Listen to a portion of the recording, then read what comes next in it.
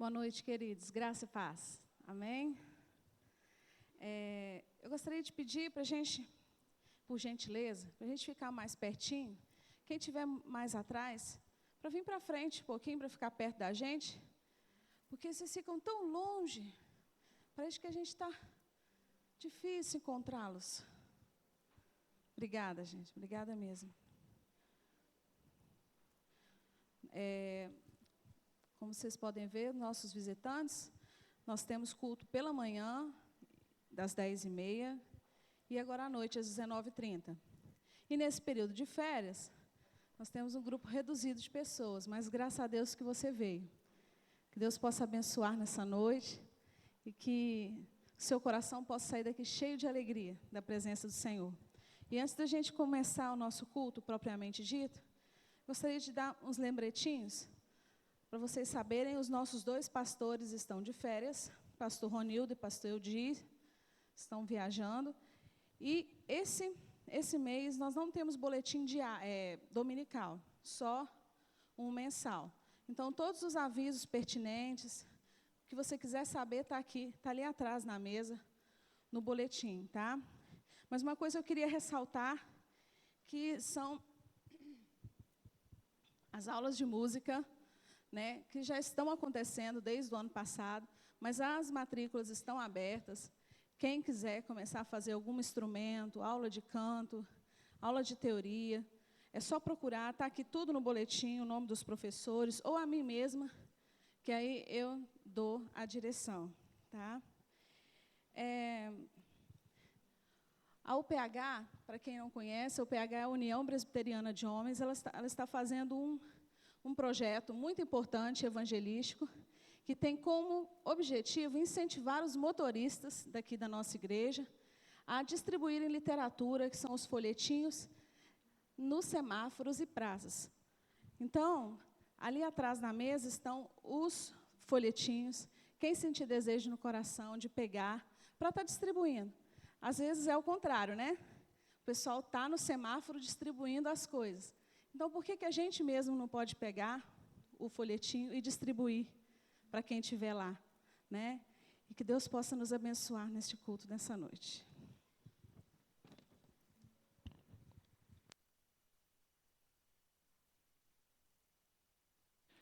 Vamos iniciar esse tempo de celebração cantando? Quero te convidar a ficar de pé. Vamos fazer um prelúdio juntos, cantando do amor do nosso Deus.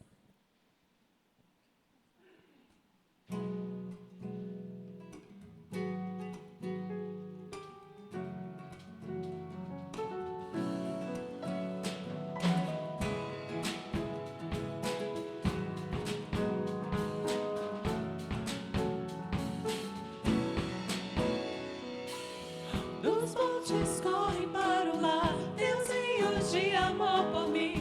Eu abrirei meu coração, deixando a tua cura entrar. Me alegro por te pertencer, levantarei as minhas mãos. O teu amor me alcança e me faz louvar-te. Cantarei teu amor pra sempre. Cantarei teu amor pra sempre. Cantarei teu amor pra sempre. Cantarei teu amor. Dos montes correm para o mar, teus rios de amor por mim. Eu abrirei meu coração, deixando a tua cura entrar. Me alegro por te pertencer, levantarei as minhas mãos. O teu amor me alcança e me faz louvar-te. Cantarei teu amor pra sempre. Cantarei teu amor pra sempre. Cantarei teu amor pra sempre. Cantarei teu amor. Meu coração exulta, de alegria eu canto. Se o mundo conhecer a ti, ele se encherá com a tua alegria. Cantarei teu amor.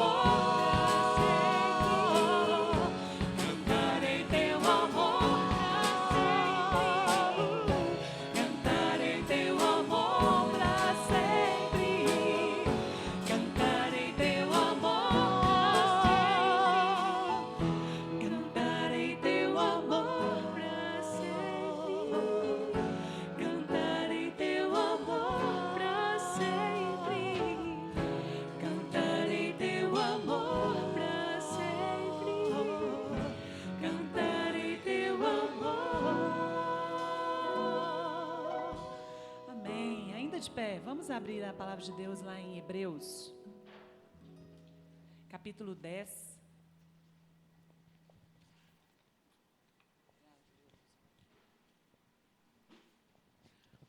Hebreus 10, os versos de 19 a 23.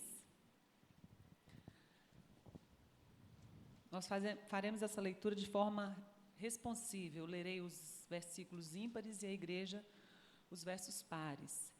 Hebreus 10, de 19 a 23. O privilégio do acesso dos crentes à presença de Deus.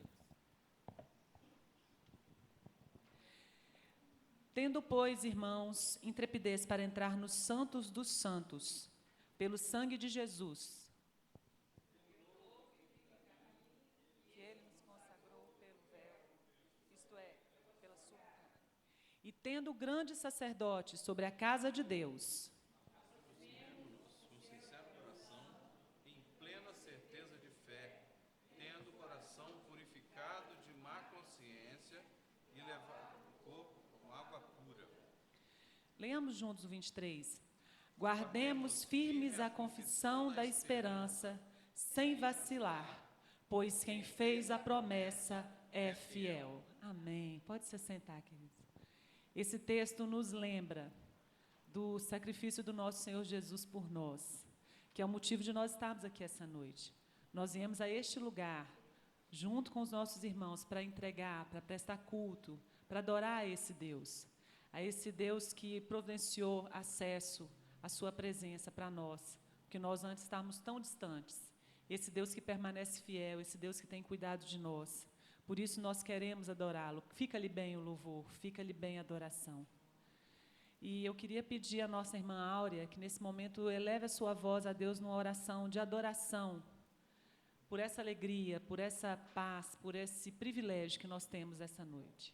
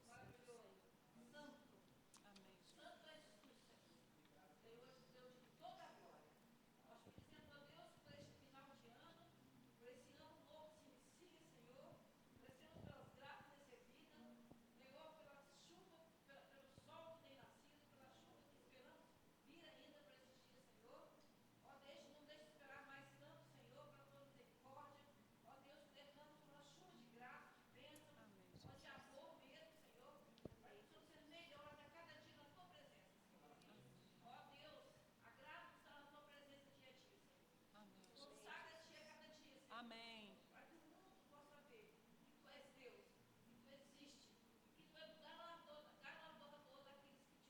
Amém. Louvado seja o nome do Senhor. Amém, amém. Vamos entoar mais um cântico de louvor a Deus, no hino de número 19. Ó Rei sublime, em majestade e glória, sobre as milícias do celeste além, ouve, Senhor, o louvor, os hinos de vitória daqueles que recebem todo o bem nas mãos do Senhor. Vamos ficar mais uma vez de pé? Se senta e levanta, assim é bom até. E cantar de pé é bem melhor, né?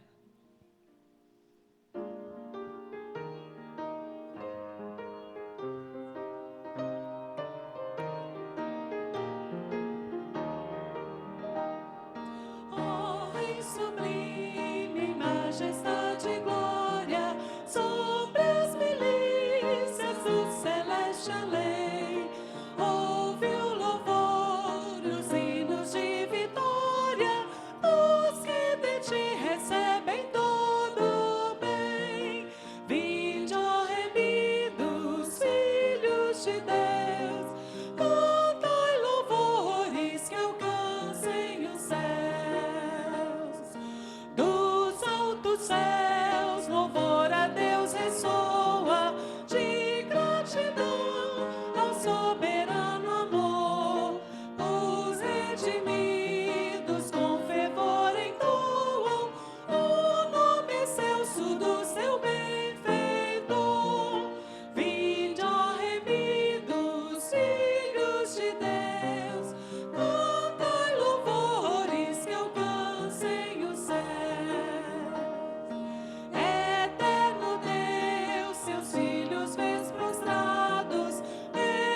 reflete o brilho da superna luz, pois do pecado foram resgatados e agora rendem glórias a Jesus.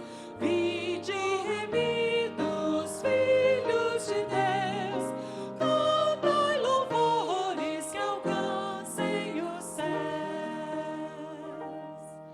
Amém. Pode se assentar, queridos. Quero te convidar a abrir a sua Bíblia em Filipenses 4. Nós vamos ler apenas 2 versículos, os versículos 6 e 7.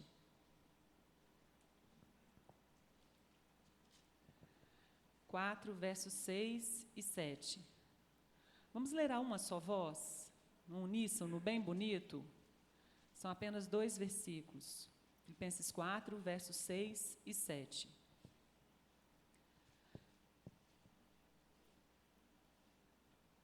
Não andeis ansiosos de coisa alguma.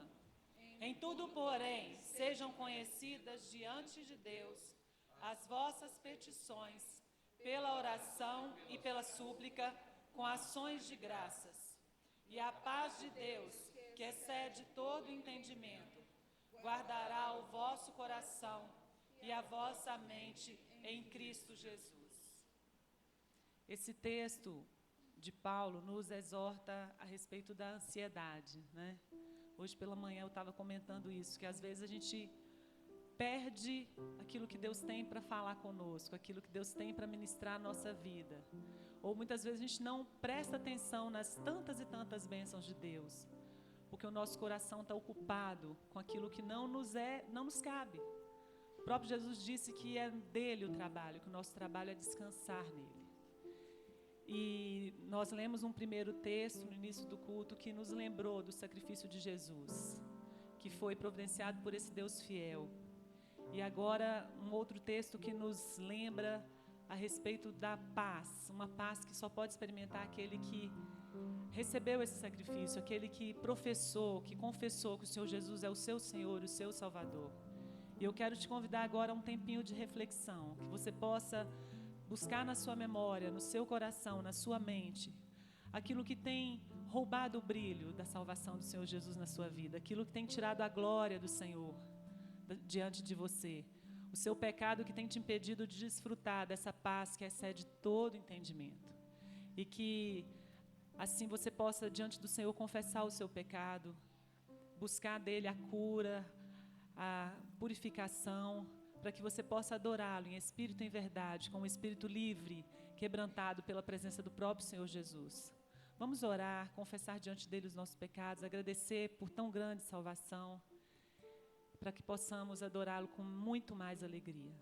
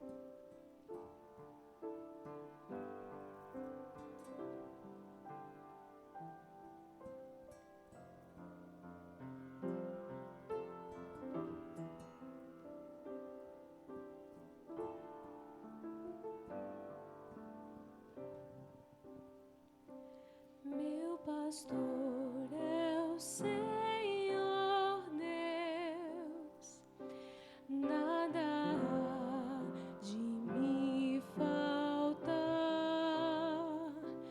faz-me andar em segurança e ao meu lado sempre está.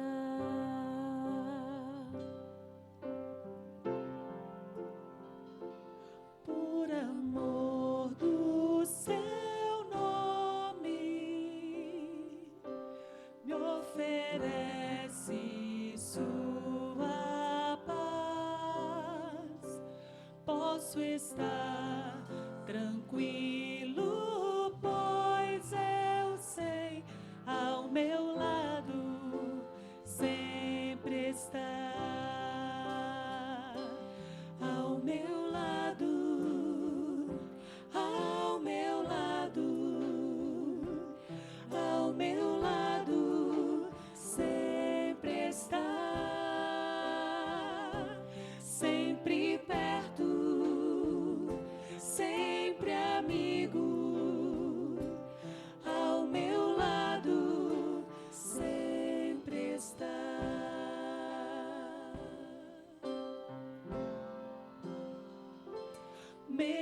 quando atravesso noites frias, dor e o mal, tenho paz, pois sei que o meu pastor ao meu lado sempre está. Ao meu lado, ao meu lado, ao meu lado sempre estás, sempre perto, sempre amigo. Ao meu lado sempre estás, ao meu lado, ao meu lado, ao meu lado sempre estás, sempre perto, sempre amigo. Ao meu lado sempre estás.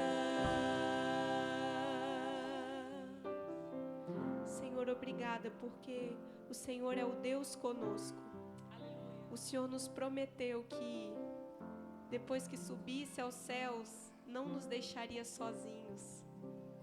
O Senhor nos deixou o Teu Espírito Santo para morar entre nós, habitar em nós e nos santificar. Dia a dia nos santificar. E graças a Deus, graças ao Senhor, que é o Senhor que nos santifica.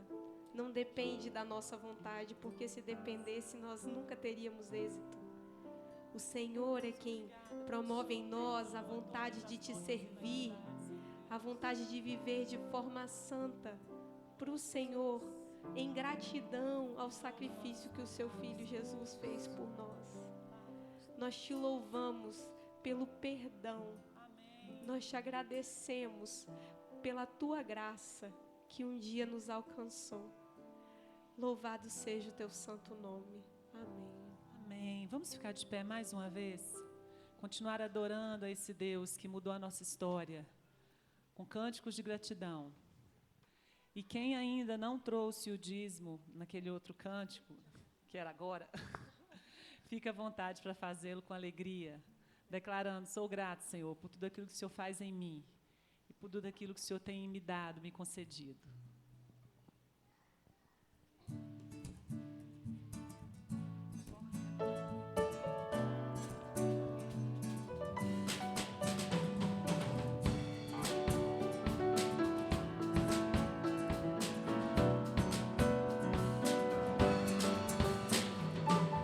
Eu te agradeço, Deus, por se lembrar de mim, e pelo teu favor é o que me faz crescer. Eu vivo pela fé e não vacilo. Eu não paro, eu não desisto. Eu sou de Deus, eu sou de Cristo. Você mudou a minha história e fez o que ninguém podia imaginar. Você acreditou e isso é tudo. Só vivo pra você. Não sou do mundo, não. A honra, a glória, a força e o louvor a Deus. E o levantar das minhas mãos é pra dizer que te pertenço, Deus. Obrigada, Jesus. Eu te agradeço, Deus, que no deserto não me deixou morrer e nem desanimar. E como aquela mãe que não desiste, você nunca esqueceu, você insiste. Você mudou a minha história e fez o que ninguém podia imaginar. Você acreditou e isso é tudo. Só vivo pra você. Não sou do mundo, não. A honra, a glória,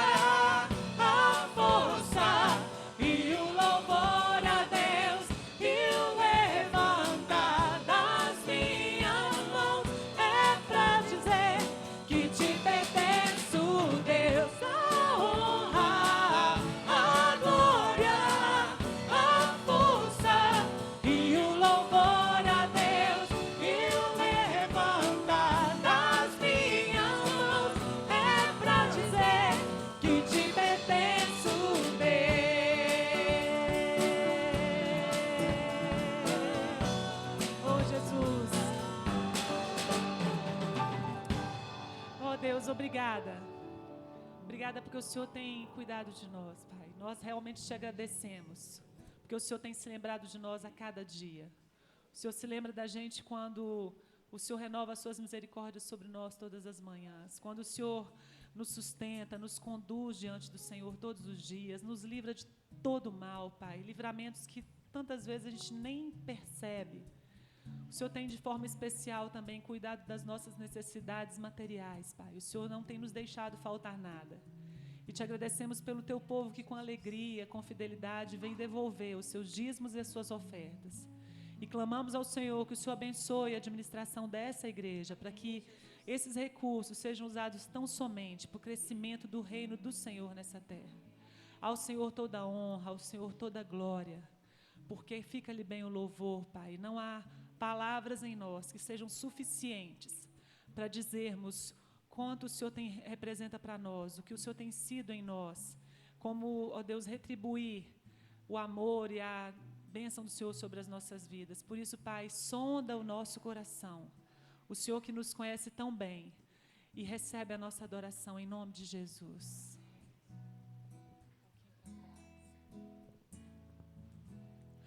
Como descrever, como explicar o amor que vai de leste a oeste e nunca mais vai terminar? Tu me conheces bem e sabes quem eu sou.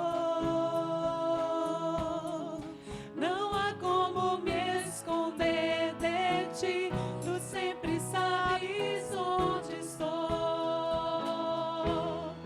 É de coração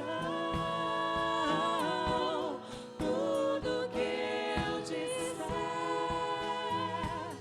um hino de louvor a Jesus de Nazaré.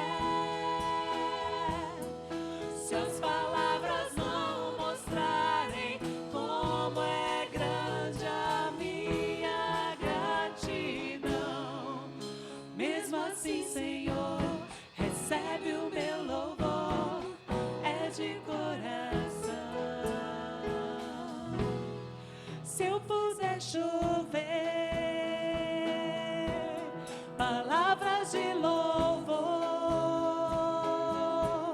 ainda assim será tão pouco frente a esse amor. Por isso escute o pulsar do meu coração. És o caminho, a vida e a verdade. Te dou a minha gratidão. É de coração tudo que eu disser, um hino de louvor a Jesus de Nazaré. E se as palavras não mostrarem como é grande a minha gratidão, mesmo assim, Senhor, recebe o meu louvor, é de coração, é de coração, tudo que eu disser, um hino de louvor a Jesus de Nazaré. Se as palavras não mostrarem como é grande a minha gratidão, mesmo assim, Senhor, recebe o meu louvor, é de coração. Mesmo assim, Senhor, recebe o meu louvor, é de coração.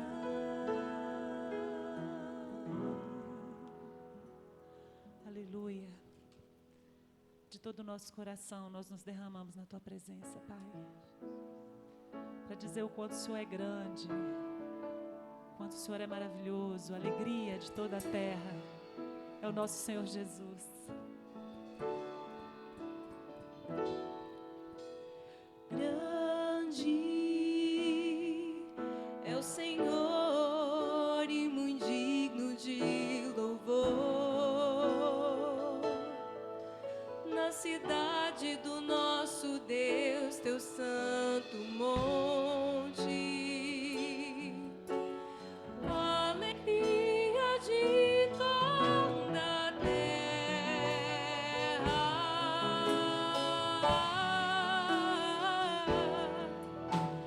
Grande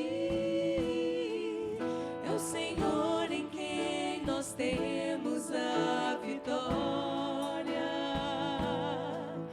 e quem nos ajuda contra o inimigo. Por isso diante dele nos prostramos.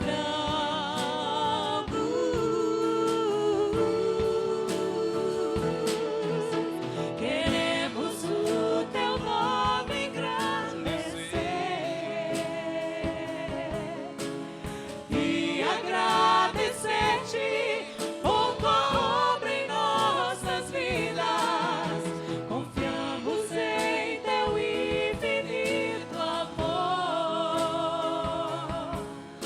pois só tu és o Deus eterno sobre toda a terra e céu.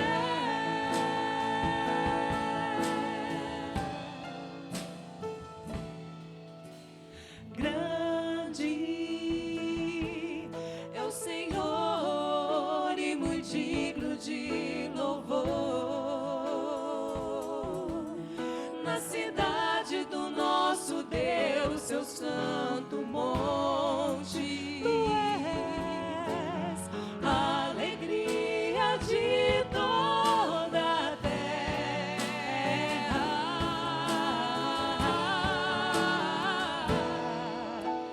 Grande é o Senhor em quem nós temos a vitória, e quem nos ajuda contra o inimigo. Por isso diante dele nos prostramos ao Senhor. Queremos o teu nome engrandecer e agradecer-te por tua obra em nossas vidas. Confiamos em teu infinito amor,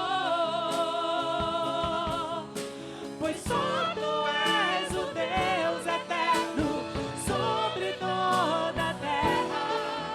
Queremos o teu nome engrandecer e agradecer-te por tua obra em nossas vidas. Confiamos em teu infinito amor, pois só tu és o Deus eterno sobre toda a terra e céu.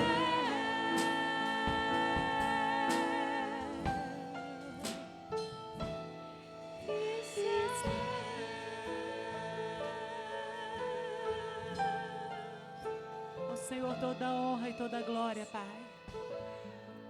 Nós queremos engrandecer o teu nome, te agradecer por tua obra nas nossas vidas, Pai. Não existem canções suficientes, Senhor, para dizermos isso, para declararmos isso. Por isso, ó Deus, como cantamos agora há pouco, sonda, escuta o pulsar do nosso coração, Senhor, e nos ajuda, nos conduz na tua presença todos os dias, para que nós possamos expressar a nossa gratidão ao Senhor, ó Deus, com uma vida que exalta e que glorifica o teu nome, Pai. Que quando sairmos deste lugar, por estas portas, que aquilo que cantamos aqui esteja retumbando mesmo no nosso ouvido, no nosso coração, nos lembrando de quem somos, a quem pertencemos, e que o nosso viver seja digno do Senhor, que o nosso viver alegre o teu coração, Pai. Sonda-nos todos os dias, conduz-nos na tua presença, Pai. Livra-nos do lugar mau, livra-nos do homem mau e sustenta-nos diante do Senhor, Pai, para a honra e glória do teu próprio nome, Senhor. Ao Senhor toda a honra e toda a glória pelos séculos dos séculos. Aleluia. Amém. Pode se assentar, queridos. Quero chamar aqui à frente agora o Marcos, que vai nos conduzir com a palavra, com seu testemunho tão maravilhoso. Eu queria saber se tem alguém que está designado para ficar com as crianças, agora à noite. Nossa irmã Irineia, as crianças que estiverem presentes até 9 ou 10, 3 a 11 anos, já até aumentou o leque. Venham, por favor, a gente quer orar por vocês, orar pelo culto infantil. Se tem alguém também fazendo aniversário essa semana, de hoje até domingo, sábado que vem, aniversário de nascimento, aniversário de casamento, venha também para a gente orar juntos, continuar dando graças a Deus por esse tempo tão especial aqui. E o nosso irmão Marcos Nath, que vai nos conduzir com a palavra e que vai agora orar também pelos aniversariantes, pelas crianças e por essa palavra da noite.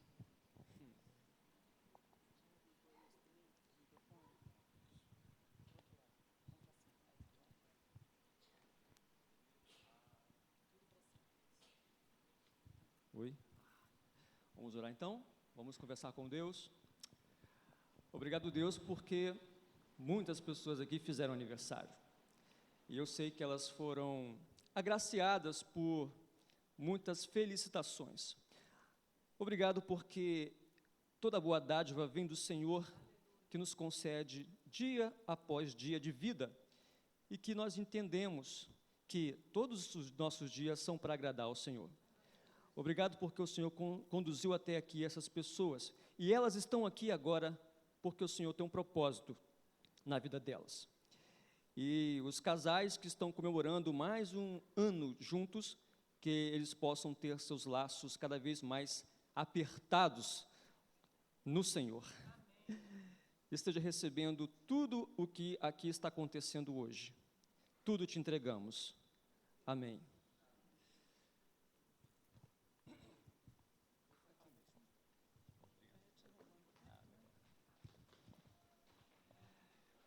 Eu já convido a você a abrir em Lucas, capítulo 5.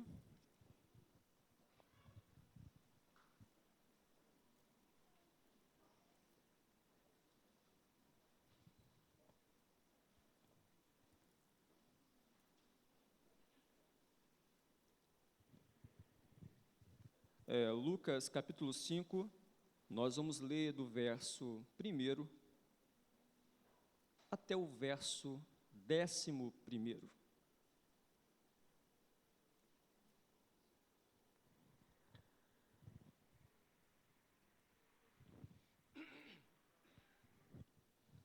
Ok? Lucas, ele escreve dizendo o seguinte: E aconteceu que, ao apertá-lo a multidão para ouvir a palavra de Deus, estava ele junto ao lago de Genezaré, e viu 2 barcos junto à praia do lago. Mas os pescadores, havendo desembarcado, lavavam as redes. Entrando em um dos barcos, que era o de Simão, pediu-lhe que o afastasse um pouco da praia, e assentando-se, ensinava do barco as multidões. Quando acabou de falar, disse a Simão: Faze-te ao largo e lançai as vossas redes para pescar. Respondeu-lhe Simão: Mestre, havendo trabalhado toda a noite, nada apanhamos, mas sob a tua palavra lançarei as redes. Isto fazendo, apanharam grande quantidade de peixes, e rompiam-se-lhe as redes. Então fizeram sinais aos companheiros do outro barco para que fossem ajudá-los.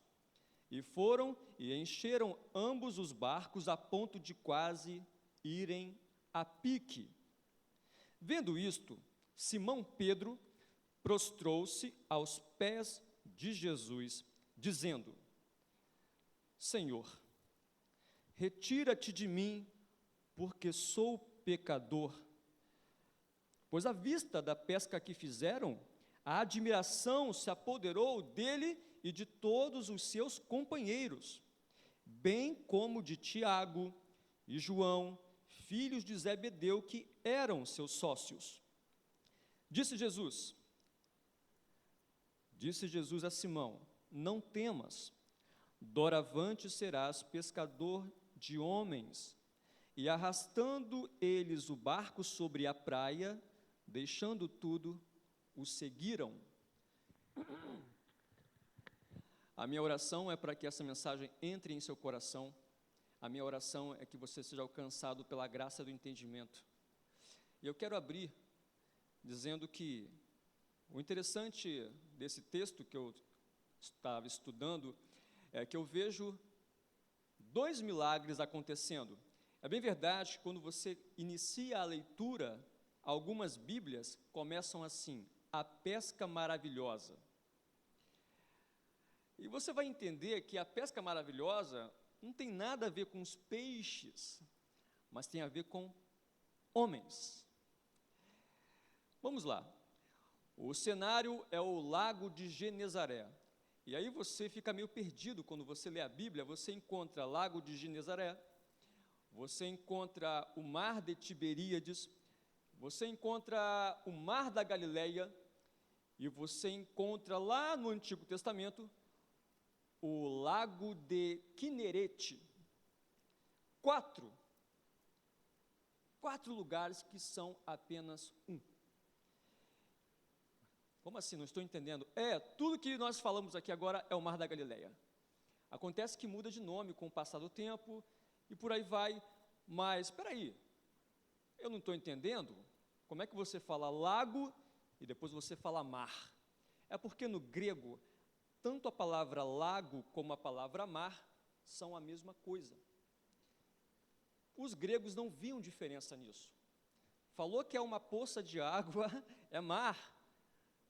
Não precisa necessariamente ter água salgada. E esse lugar foi o lugar onde muitas pessoas viram Jesus, de perto e outras de longe. Muitas pessoas se relacionaram com Jesus, e eu também acredito que outras viraram as costas. O que nós encontramos aqui são homens sócios, eles tinham um negócio no ramo de pescaria, eles tinham uma sociedade, Tiago, João, Pedro, eram sócios.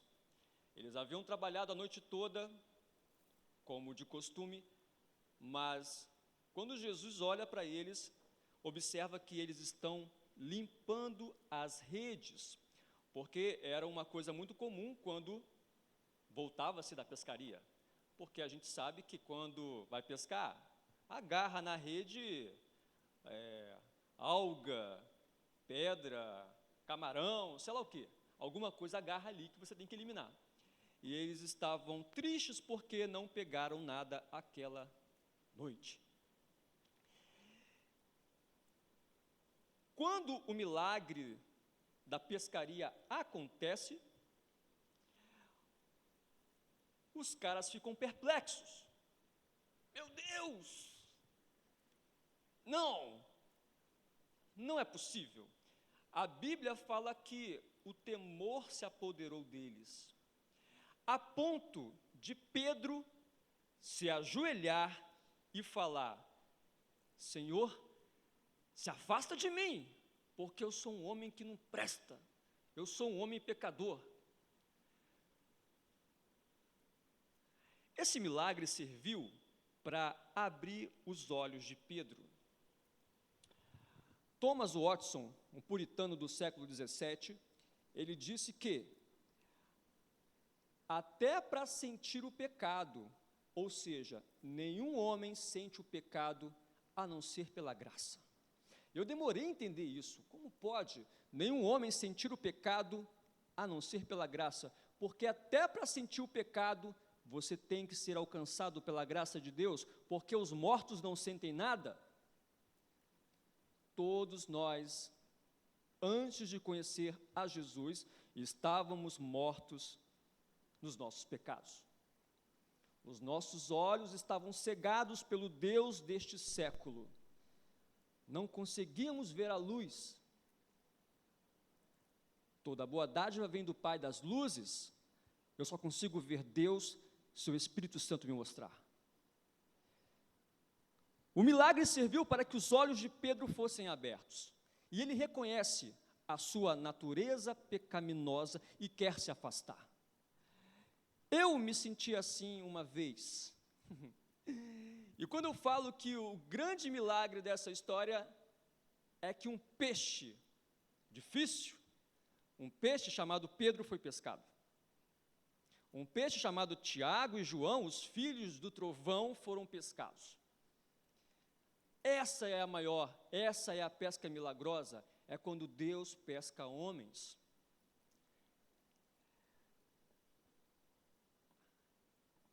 Eu fui pescado, e eu não queria. E quando eu vi Deus se aproximando de mim, eu falei: Senhor, se afasta de mim, porque não é isso que eu quero. Cara, é um cachorro que não quer largar o osso. É muito bom ficar no pecado, sem compromisso, sem regra. Você dita as suas leis, você não tem que tomar banho para ir para uma igreja. Chato. Eu não tenho paciência para a igreja, não tenho paciência para a Bíblia.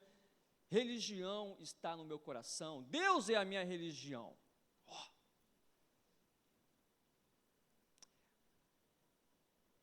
Eu fui alcançado.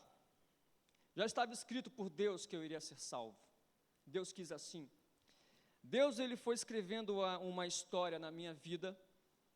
Eu não pude resistir. Agostinho fala que na busca por Deus é Ele quem vem ao nosso encontro. Jesus foi ao encontro de Pedro. Quando uma ovelha se perde, Jesus vai ao encontro da ovelha. Quando uma dracma se perde, Deus faz tudo para que a dracma seja encontrada. E eu nasci no ano de 77, portanto eu tenho 39 anos, e nasci num lar católico, batizado, meus pais também, mas eu não ouvia falar de Deus dentro da minha casa. Eu ouvia falar palavrão, eu ouvia falar que você não presta para nada, mas a nossa religião não nos levou, não nos religou a Deus. Eu nunca vi uma Bíblia na minha casa, mas nós tínhamos uma religião. E a primeira cena que eu me lembro da minha infância foi quando meu pai e minha mãe estavam em constante conflito, porque meu pai era um cara infiel. Meu pai tinha uma mulher em cada estado, nenhuma mulher suporta isso. Eu via minha mãe chorar quando eu tinha 5 anos de idade, e a minha mãe se separou do meu pai e conheceu um outro homem. Esse homem nos levou para morar no Rio de Janeiro, e foi lá onde eu aprendi a ler e escrever, tanto eu quanto a minha irmã. Era uma nova história, era um novo personagem na minha vida, portanto, aos 6 anos, algumas regras já existiam. Sujou um copo, lava. Não pode olhar para a televisão quando estiver passando a novela das 9. Não saia do quarto. Não olhe para a televisão. Não chame a sua mãe de você, e sim de senhora. E no dia que eu chamei minha mãe de você, eu falei: mãe, você... Meu padrasto falou o seguinte: desce e sobe a escada 10, 15, até você aprender. 6 anos, já estava apanhando. 6 anos, já estava ajoelhado em frente para a parede, como castigo. Fica aí 15 minutos. Pode sair. E eu sei que algumas pessoas de outra época aqui já passaram por isso também. Eu não vou discutir aqui qual a melhor educação, qual a melhor pedagogia, mas Em mim, isso teve uma negativa muito forte. Na minha irmã já foi diferente. A minha irmã, ela mais forte, resistente, impulsiva. Ah, mas eu era a moça e a minha irmã era o mocinho. E eu aprendi a odiar o meu padrasto. E a violência foi se intensificando quando também eu tive muita dificuldade em me aceitar e também dificuldade em aprender a fazer as coisas. Como, por exemplo, dar um nó no sapato. Na minha cabeça era muito complicado, então aos 7 anos eu não sabia dar um nó no sapato, a minha irmã já sabia. Quem apanhava? Eu. A minha irmã já era fera de tabuada, e eu não. Quem apanhava? Eu. Mas acontece que essa violência, ela foi ganhando uma proporção muito forte a ponto delas ficarem cada vez mais graves. E soco, pontapé, rasteira, cascudo, voadora, o que você pensar aí, meu padrasto ele não tinha essa não. E minha mãe ameaçava muito entregá-lo.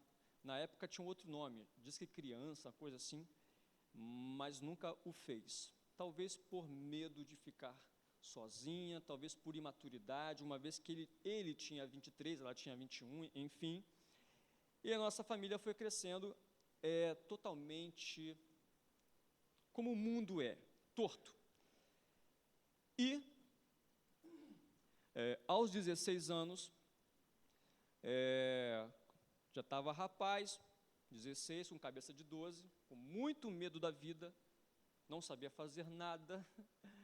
O meu padrasto deixou isso bem claro: você é muito burro, você vai puxar carroça quando você crescer. E eu tinha muito medo, porque realmente eu não era esperto, só sabia jogar futebol.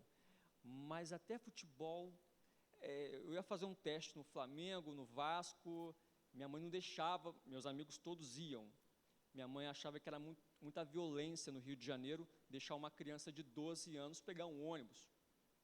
E a gente morava na Baixada Fluminense, em Mesquita, no Rio de Janeiro, que mas hoje está pior, né? E meus amigos iam fazer teste, e eu queria muito ser jogador de futebol.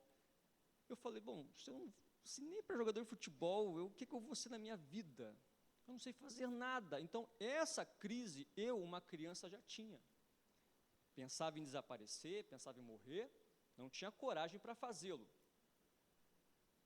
Era um drama que eu guardava muito comigo. Aprendi a não me aceitar, me achava feio, me achava estranho, esquisito. Enfim. E aos 16 anos, o meu padrasto, ele chegou e falou assim comigo: você tem que procurar um emprego. Um rapaz tem que ter um emprego. Olha, eu não conseguia emprego de jeito nenhum. Eu fui em locadora, eu fui em mercearia, açougue, quitanda, supermercado. Não conseguia emprego. E a minha mãe e meu padrasto, na expectativa de que alguma coisa pudesse acontecer, mas não acontecia. Nada acontecia. E aí, um belo dia ele falou assim comigo: junta as suas coisas, que você vai sair dessa casa. Vai morar debaixo da ponte. E como eu tinha 16 anos, mas com cabeça de 12, ingênuo, eu pensei, olha, eu não conheço muito bem aqui o Espírito Santo, mas será que é a terceira ponte que eu vou morar? Então, tipo assim, não tinha aquela malícia, né? E aí, minha mãe um dia me viu desmontando o guarda-roupa e falou assim: o que está fazendo? Eu falei, olha, estou indo embora, me mudando. Espera aí, que história é essa que eu não estou sabendo? Mas minha mãe encontrou um jeito. Vou falar com seu pai para você morar com ele. Então, meu padrasto me mandou sair de casa, porque eu não conseguia emprego, mas também que ele estava meio cansado de mim. Sei lá, não foi com a minha cara? E meu pai me recebeu. Meu pai morava sozinho, meu pai, muito sistemático, disse o seguinte: olha, aqui em casa você pode ficar, mas você tem que ter um emprego. Mas o que eu vou fazer? E a Data Control estava começando a dar os cursos de informática, porque até então, lá em casa, tinha 2 máquinas de datilografia. E eu não sabia ASDGH, eu não conseguia ser bom nem nisso. Não adianta. E aí, meu pai falou, ó, aqui em casa só come quem trabalha. E aí eu ficava com muita vergonha de comer lá em casa, muita vergonha. Eu esperava meu pai sair para comer alguma coisinha assim, pegava, roubava as moedinhas do bolso dele e chorava muito. Com 16 anos, chorava muito porque eu não me amava e também tinha a impressão de que ninguém se importava comigo. Então, um belo dia, esse foi um belo dia, eu já tinha ouvido meu primo, muito tempo, meu primo falar de Jesus, aquela coisa toda, meu primo foi convertido, enfim, um primo meu bem distante. Fiquei com na cabeça, tá. Mas aí um amigo meu falou assim: Marcos, se eu convidar você para ir na minha igreja, você vai? Eu falei, tá, eu vou, Igreja Batista. E aí então ele marcou comigo, me arrumei. Lá em casa eu tinha ganhado na escola o Novo Testamento dos Gideões Internacional, cinza, Novo Testamento. Eu me arrumei e fiquei com aquele livrinho na mão, aguardando na calçada. Quando meu pai chega do trabalho, meu pai me vê. O que é isso? Para onde é que você vai? Falei, eu vou na Igreja Batista. Meu pai, você não vai porque você não pode, porque você tem que ir na igreja da nossa família. Até então eu nunca vi igreja lá em casa. Tinha umas estátuas, mas isso não representava nada. O comportamento do meu pai, nada. E aí eu bati o pé e falei, eu vou sim. Mas o meu colega não foi lá em casa. Eu estava arrumado. Eu falei, olha, para não perder, pensei, né? Para não perder a viagem, eu vou procurar uma igreja. Então eu saí e passei em frente de uma, falei, aqui não. Essa aqui não. Já ouvi falar? Não. Entrei numa igreja, não vou falar nome aqui, não teria nenhum problema, mas porque os irmãos poderiam fixar nos nomes e ficar com isso na cabeça. Então, eu quero que os irmãos se atentem somente na história. E aí eu entrei numa igreja pentecostal, e lá eu fui muito bem acolhido, e alguns dias depois eu era membro dessa igreja pentecostal, e não foi a igreja que mudou a minha vida, mas eu fui encontrado por Cristo ali, e uma nova vida se abriu, aconteceu, os meus olhos foram abertos, e eu comecei a ver que havia muito mais, havia além dessa parede, havia além das árvores, e eu fui entendendo algo que até então eu não compreendia. Era Jesus Cristo. E eu vi que a minha vida tinha razão, tinha sentido. Mas eu continuava chorando, porque meu pai, além de me chamar de vagabundo, ele agora me chamava de pastor. E aí, pastor? Muito difícil. Década de 90. Infelizmente, os pastores andaram roubando muito nessa época. E o meu pai me passou a perseguir por causa disso. Graças a Deus, eu precisava de emprego, então alguém me disse assim, olha, vem comigo que eu acho que eu vou conseguir um emprego para você. E aí eu fui lá no emprego de lavar carros, e aí eu cheguei lá, a vaga já foi preenchida. Vaga para lixar geladeira, para fazer lanternagem de geladeira de freezer. Olha, não, aqui não. Carro. Eu tinha 17 anos. Não, aqui não. Consegui um emprego, serralheiro. O cara ia me pagar uma mixaria por semana. Como se fosse hoje R$50 por semana. E aí ele falou, ó, você começa segunda-feira, mas você traz o colírio, você traz uma botina bico de aço. O emprego é seu. Cheguei em casa muito feliz. Pai, eu consegui um emprego. Meu pai era da CST. Serralheiro. Não. Serralheiro? Mas o que meus amigos vão falar? Não, serralheiro não. Eu fiquei sem saber o que fazer. Mas Deus, Ele usou pessoas, e aí eu consegui emprego numa agência de publicidade, uma vez também que eu desenho um pouco, né? E aí eu consegui emprego nessa agência de publicidade. E então, eu fui caminhando com os irmãos dessa igreja, e muito feliz da vida. Acontece que a minha grande vontade sempre foi pregar o Evangelho, e falar das coisas que eu enxergava. Aí o pastor, Marcos, você quer pregar? Sabe aquela pregação de 15 minutos? Jesus é muito bom, e assim, coisa bem rápida, genuína, mas carente de aperfeiçoamento. Quem está começando a pregar fica muito nervoso. E aí a gente troca as palavras, troca nome, troca versículo. 15 minutos o cara já pregou e... E aí era eu. Eu estava na minha 5ª ou 6ª pregação, barba, uma igreja pentecostal, anos 90, pulseirinha, rabinho de cavalo, enfim. Fui pregar, paletó. Antes que eu subisse ao púlpito, o pastor da minha igreja, virou e falou assim comigo, era a minha 6ª oportunidade. O irmão não prestou barba?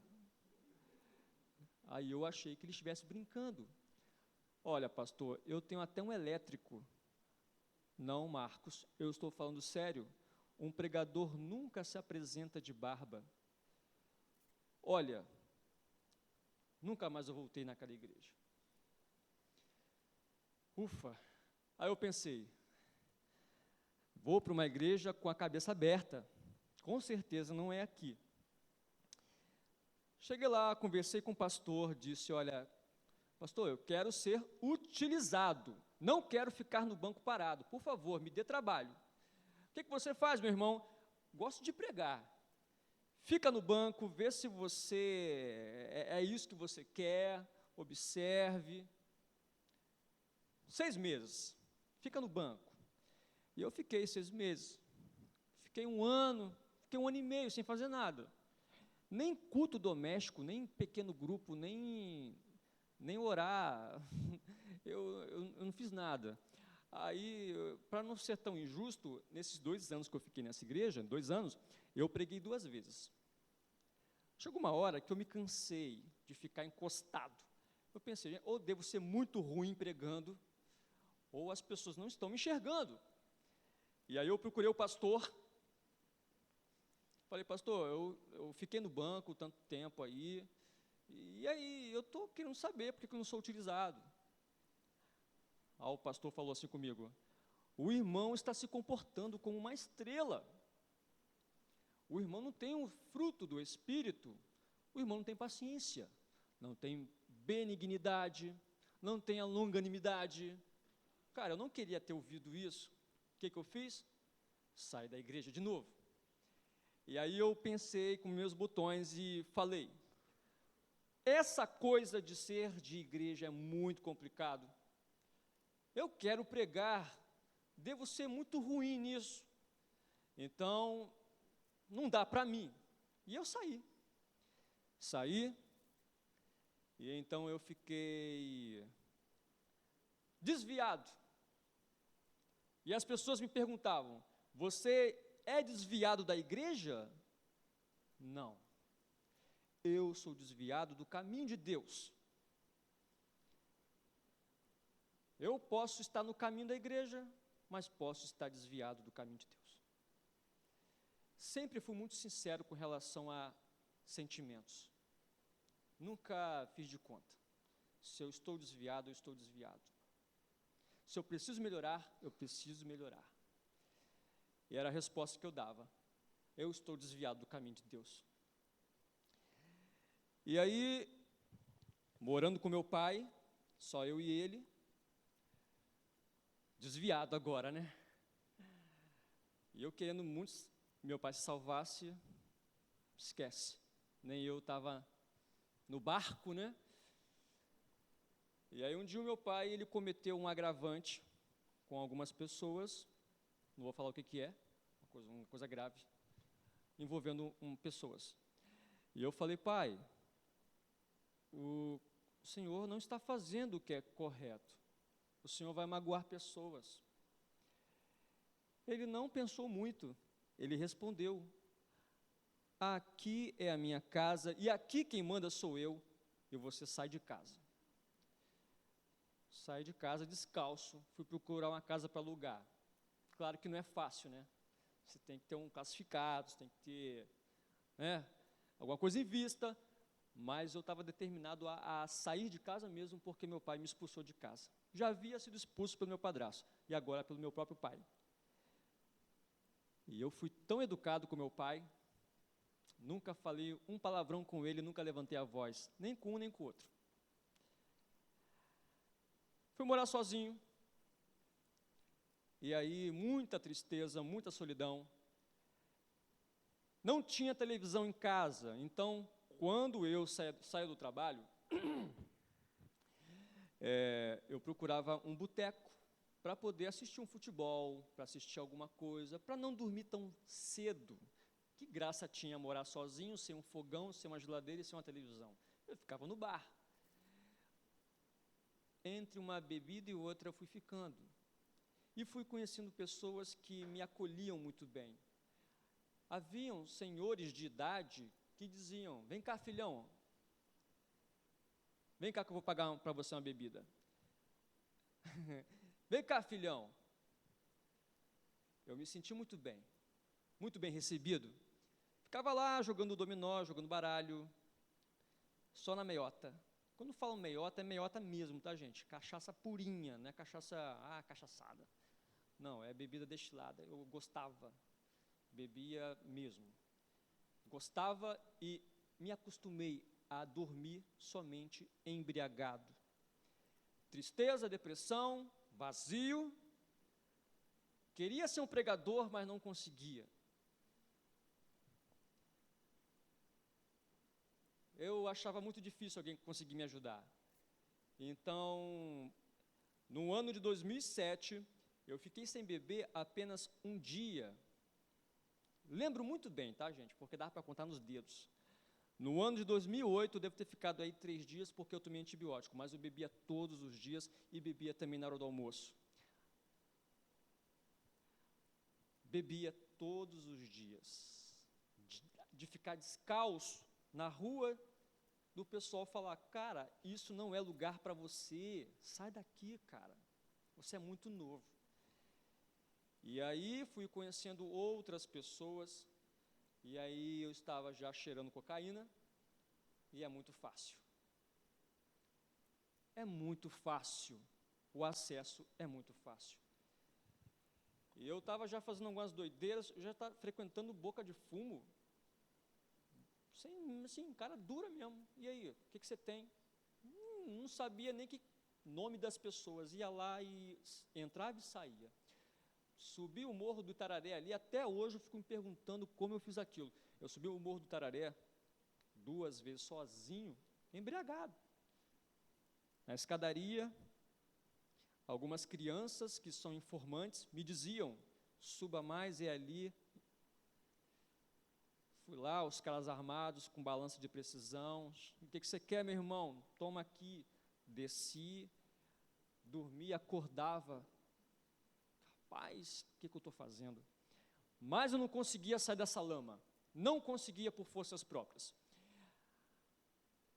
Já estava até fumando crack. Aprendi a fazer a paradinha lá, da latinha, pá. estava levando para minha casa pessoas que eu não conhecia, que estavam já fazendo grupinho de droga. Enfim, eu não via mais esperança para nada. Eu já não conseguia nem ficar um dia sem beber. E a minha irmã não é crente, tá? Ela chegou para mim e falou assim: você está bebendo muito, você é um alcoólatra. E eu, não sou, para com isso, a gente até brigava. Mas a minha irmã, ela estava enxergando uma coisa que eu não conseguia enxergar. Um dia, eu misturei medicamento com bebida alcoólica. Eu não me lembro de nada porque eu tive um surto psiquiátrico. As pessoas disseram para mim que eu fui num mundo e eu quase não voltei mais. A minha empresa, a qual eu era supervisor, uma empresa grande, tanto aqui como também em Recife, essa empresa, eu faltei alguns dias de serviço e não conseguia nem falar. Não conseguia falar. Minha cabeça já não funcionava, eu trocava o nome das pessoas, demorava a me lembrar. Enfim, a empresa foi e me internou numa clínica psiquiátrica, arcou com todos os prejuízos, porque é muito caro. Nessa clínica psiquiátrica, eu estive em contato com pessoas de diferentes problemas, pessoas que falavam sozinhas, pessoas que agrediam. E, infelizmente, na clínica psiquiátrica, eu fui diagnosticado como esquizofrênico, né? Esquizofrênico, bipolar e alcoólatra. E a empresa falou assim comigo: olha, nós temos um trato a partir de hoje. Você toma os seus remédios, porque você nunca vai ser curado disso. A psicóloga da empresa me falou: nós vamos permanecer com você na empresa, mas sempre tome seus remédios. São remédios que me deixavam muito lesados, e eu precisava supervisionar, estar disposto. Não tomei mais os remédios.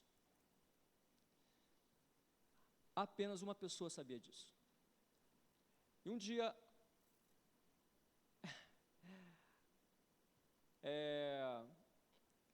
o tratamento era muito caro. Uma consulta no psiquiatra, naquela época, em 2010, custava R$250. Eu não tinha como pagar isso por consulta. Então, alguém me falou o seguinte: vai na Igreja Batista do Pastor Brito, lá tem um psiquiatra que faz um trabalho de filantropia e não vai te cobrar nada. Igreja de novo na minha vida. E eu fui levado pela minha irmã e pela minha mãe, porque eu não conseguia andar sozinho, porque os remédios eram muito fortes, e também eles tinham muito medo de eu ter recaídas com a bebida, uma vez que eu já tinha saído da clínica, recebido um tratamento com remédios pesados, e agora fomos no psiquiatra da Igreja Batista. E lá contei minha vida para ele, e ele falou: olha, só te resta uma solução, e é Jesus Cristo. Eu falei: não quero. Cara, é Jesus. Não, eu não quero. Senhor, retira-te de mim, que eu sou pecador. Eu não quero. Marcos não tem outro jeito, é Jesus Cristo. E o cara me ligou no cansaço. Tá bom, eu volto para Cristo. E aí, quando eu saí dali, a minha mãe me falou o seguinte: olha, agora você é um evangélico, você tem que dar exemplos. Eu senti um grande peso nas minhas costas, eu não poderia falhar. Morando com a minha irmã, sendo vigiado, minha irmã já é casada, vigiado dia após dia. Se eu fosse na padaria, demorasse 10 minutos a mais, minha irmã me ligava: você está onde? Está fazendo o quê? Se eu sentasse numa praça, minha irmã me ligava. Minha irmã é mais nova do que eu, tá? Está fazendo o quê? Você não está bebendo não, né? Não, e doido para beber. Muita vontade de voltar a beber. As drogas até que não, mas muita vontade de beber. E aí, evangélico agora, né? Compromisso, responsabilidade. Eu fui caçar uma igreja, né, para ficar. Olha, se eu falar vocês vão rir, quais as igrejas que eu fui, eu não vou falar. Mas eu fui ali numa igreja sensata, igreja metodista, que fica aqui em Jardim Camburi. Muito bem recebido. No primeiro dia, as pessoas vieram me cumprimentar no banco sem que ninguém falasse, aperte a mão do seu irmão. Não, eu achei aquilo ali extraordinário. E aí eu falei, eu quero ficar aqui. Dei um testemunho lá, esse testemunho eu dei lá, e aí o pastor me perguntou se eu poderia pregar no culto de jovens. Eu disse, eu não quero pregar, eu quero ficar só no banco. Eu não queria mesmo, não queria. Mas é porque não tem pregador, você fala até um pouquinho assim, você podia, o que tem, só hoje. E aí eu fui, e graças a Deus estou indo, né? Estou pregando até hoje. Mas, procurei meu pai. Agora eu estava em casa lendo uma Bíblia, um pé no mundo, um pé na igreja. Chamam isso de processo de regeneração, né? Um processo lento. Mas a verdade é que eu não tinha uma igreja, eu estava só visitando antes de pregar lá. E estava em casa lendo a Bíblia, mas com um pezinho no mundo, pezinho na igreja. E aí, me relacionei com uma moça, umbandista, sacrificar bicho mesmo, sacrifica o bicho, conversa com espíritos, ela me contava um monte de coisa. Eu falei, eu não sou crente também, né? Então, tipo assim, eu posso ficar com ela, né? As coisas são, a conversão é devagar, né? Então, e a gente estava ficando, né? E aí fomos num Réveillon em Guarapari, numa casa, e ficamos lá com amigos dela, não conhecia ninguém. Eu não podia beber. E várias garrafas de bebidas e ninguém sabia da minha história. Bebe, não fica com vergonha. Você está tímido, você é vegetariano, você é vegano, Não, eu não quero beber. Então tá bom, respeita o rapaz. No café, no dia primeiro, no dia seguinte, no café da manhã, eram 4 pessoas e eu naquela casa. Eram 2 filhos japoneses da religião shintoísta e 2 espíritas. E eu que estava ali no peso morto, né? Estava ali assim, fazendo de manequim, né? A conversa do café da manhã foi sobre pecado. E aí me perguntaram, Marcos, qual é a sua opinião? O homem nasce com pecado ou conhece o pecado mais tarde? Peraí, olha, Adão, foi Adão mesmo? Ou foi Josué? Não, porque está no livro de Gálatas ou Filipenses, eu não sabia nada. E o pessoal queria uma razão da minha crença. O que é pecado, Marcos? Nós nascemos em pecado ou o meio nos torna pecador? Não, nascemos em pecado. Alto lá! Eu nasci perfeita. Eu falei, tá bom então, eu não tinha argumentos. Um pé no mundo, não vou nem falar pé no caminho de Deus, porque Jesus mesmo falou, né? Quem comigo não junta, espalha. Não é quente e também não é fria. És morna. Vou te vomitar. Eu estava com o pé fora, um pé dentro. Eu queria agradar a Deus e a Mamon. Eu queria agradar a minha carne e também queria agradar a Deus. Não tem como ter dois senhores. Fui desafiado e eu coloquei minha mão na consciência e falei comigo mesmo: esse povo precisa de mim e eu estou jogando os meus dias fora.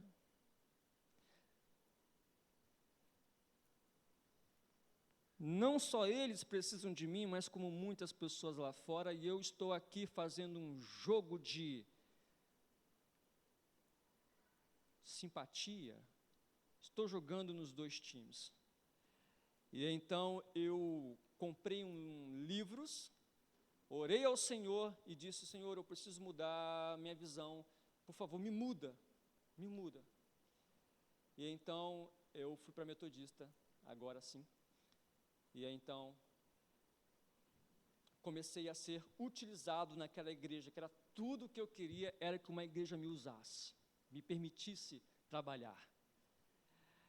Procurei meu pai, já resolvido, já alcançado.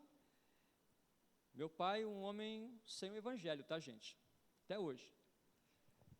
Devoto de imagens de pessoas que já morreram, mas enfim, me respeita. Eu liguei para o meu pai e falei: pai, aí o dinheiro começou a aparecer, né? Porque eu não estava mais bebendo, né? Comprei um apartamento para mim, graças a Deus.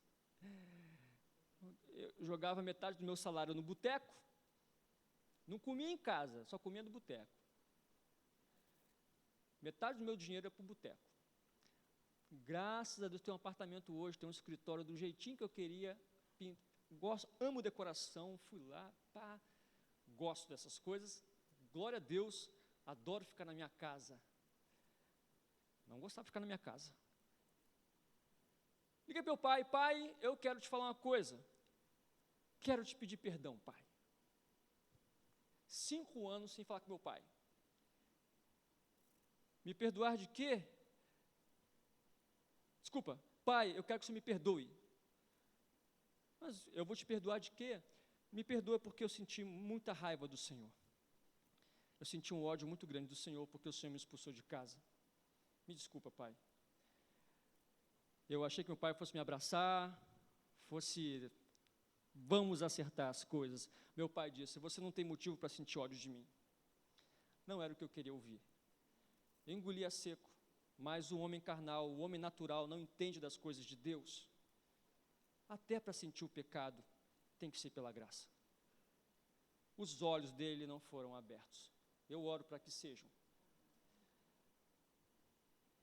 E as coisas começaram a acontecer, graças a Deus.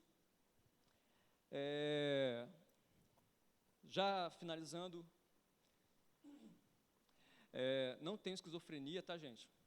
Não vejo, tá? Eu esqueci de falar, quase que eu não falo isso. Não falo sozinho, não vejo pessoas mortas o tempo todo, mas eu não sei por que a clínica sujou o meu laudo. E isso foi contra mim. A empresa me mandou embora num belo dia e a psicóloga me disse: nossa, você está sendo muito elogiado pela sua equipe, que você mudou, você deu um giro assim. Passei a usar roupa social, passei a ler sobre administração, gestão de pessoas, elogiar o empregado. Me mandaram embora. Fiz nada de errado. É porque descobriram que eu não estava tomando os remédios. Chamaram a minha irmã lá e falaram: olha, seu irmão não está cumprindo. Aí inventaram um negócio lá: ele não está mais, não preenche os requisitos do quadro da empresa e nós vamos dispensar você.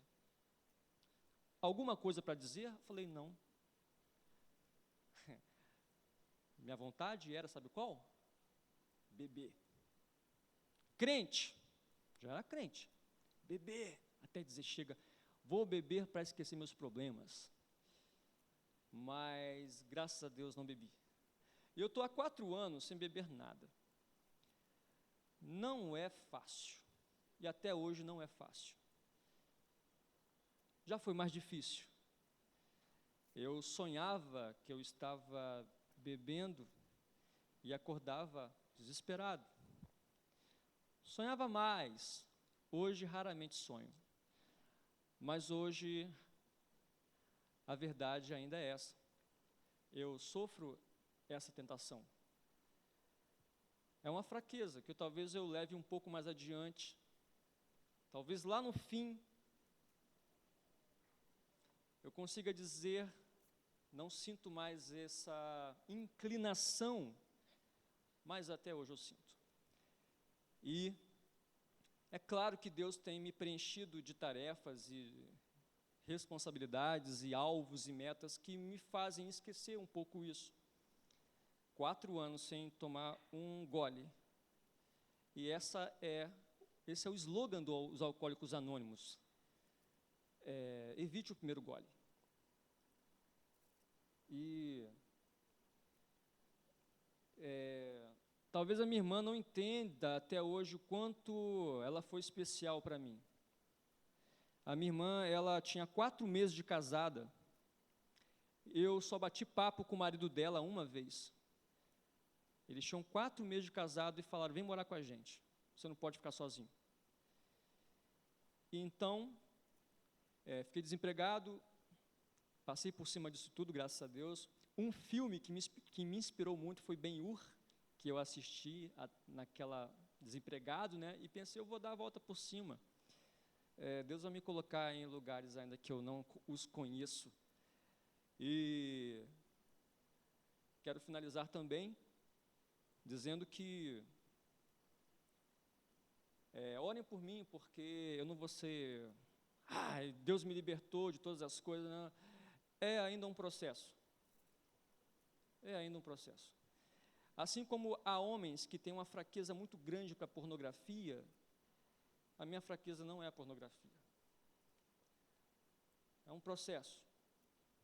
Coisas do mundo. Coisas do mundo. Vai lá saber qual era o problema de Paulo, que ele orou 3 vezes, Senhor, tira de mim esse espinho. Não, a minha graça te é suficiente. Eu não vou tirar.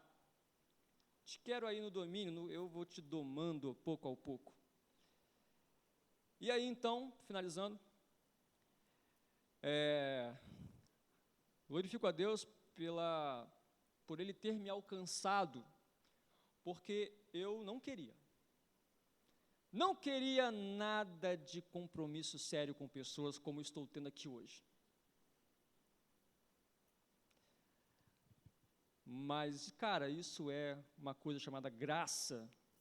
Não é de nós, não vem de nós. E é isso aí. Deus é o Deus de esperança. Se você tem alguém assim na sua família, tenha esperança. Em nome de Jesus.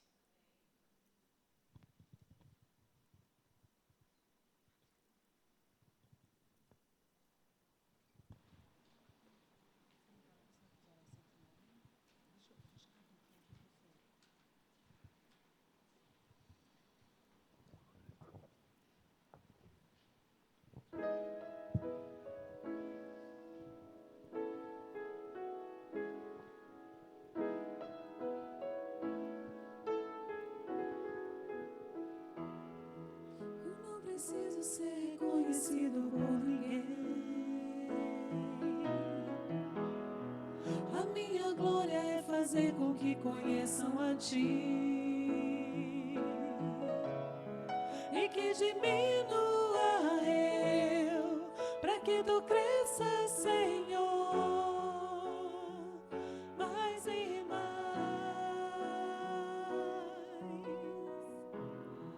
E como serafins que escolhem o rosto ante a Ti, escondo o rosto para que vejam Tua face em mim e que diminua eu, para que Tu cresças, Senhor, mais e mais. No Santo dos Santos a fumaça me esconde, só Teus olhos me veem. Debaixo de Tuas asas é o meu abrigo, meu lugar secreto. Só Tua graça me basta e tua presença é o meu prazer.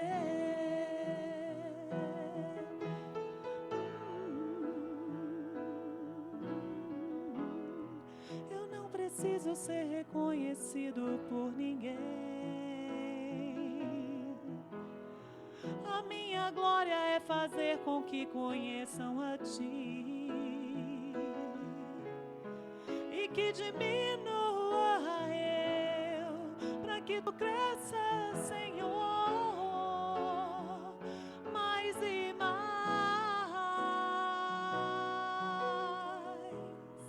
E como serafins que cobre o rosto ante a ti, escondo o rosto para que vejam tua face em mim e que diminua eu, para que tu cresça, Senhor, mais e mais. No Santo dos Santos, a fumaça me esconde, só teus olhos me veem. Debaixo de tuas asas é o meu abrigo, meu lugar secreto. Só tua graça me basta e tua presença é o meu prazer. No Santo dos Santos, a fumaça me esconde, só teus olhos me veem. Debaixo de tuas asas é o meu abrigo, meu lugar secreto. Só tua graça me basta e tua presença é o meu prazer. Só tua graça me basta e tua presença é o meu prazer. Só tua graça me basta e tua presença é o meu prazer. Aleluia. Vamos ficar de pé. Enquanto a gente ouve mais um solo de piano, vamos agradecer a Deus. Deus trouxe você aqui. Deus trouxe você aqui. Tenha isso guardado em seu coração. Deus trouxe você aqui. Eu não estou falando uma coisa, um slogan, Não, Ele trouxe você aqui. Isso é fato. Oremos então. Obrigado, Deus, porque o Senhor nos trouxe até aqui para reconhecer mais uma vez a sua glória e mais uma oportunidade de nos rendermos ao Senhor tudo aquilo que nós somos. Eu acredito, ó Deus, que há pessoas aqui sofrendo dramas em casa, alguns vícios muito particulares, que são difíceis de desabafar com alguém, talvez por timidez, talvez por vergonha ou incapacidade. A minha oração é para que o Teu Espírito possa encontrar essas pessoas e trabalhar o coração e a ansiedade, o medo que elas sofrem. Que haja liberdade para sermos novas criaturas. Eu só posso agradecer porque o Senhor nos trouxe até aqui. Obrigado, ó Deus, obrigado por tudo. Essa oração é feita em nome de Jesus Cristo, Teu Filho, que assim seja, amém.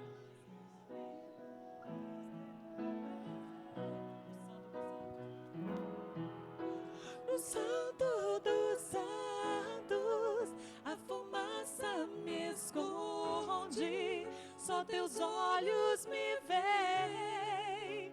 Debaixo de tuas asas é o meu abrigo, meu lugar secreto. Só tua graça me basta e tua presença é o meu prazer. Só tua graça me basta e tua graça me basta e tua presença é o meu prazer.